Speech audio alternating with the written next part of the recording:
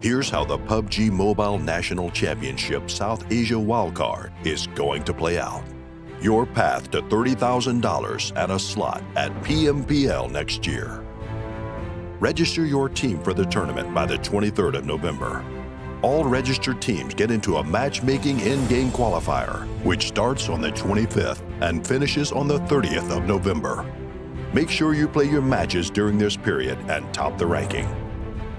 Now, great care has been taken to make sure you get every opportunity to proceed through this tournament. The top 256 teams from the in-game qualifiers will be invited to the first group stage. This stage will have 16 groups of 16 teams each. Each group will play 2 matches. The top 8 teams from each group will move on to the next phase. The second group stage will have 128 teams competing, split into 8 groups of 16 teams each. Groups will play 3 matches, and the top 8 teams per group will move on to the next stage. The third group stage will have 64 teams competing, split into 4 groups of 16 teams each.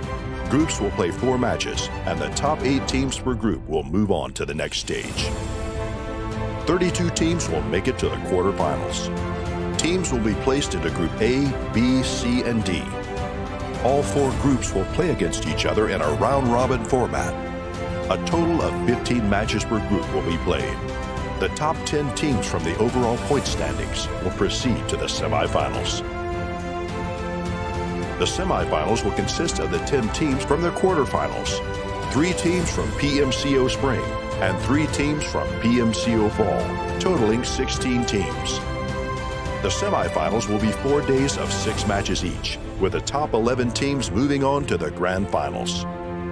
The grand finals will consist of the 11 teams from the semifinals and 5 teams from PMPL Fall. The grand finals will be 4 days of 6 matches each.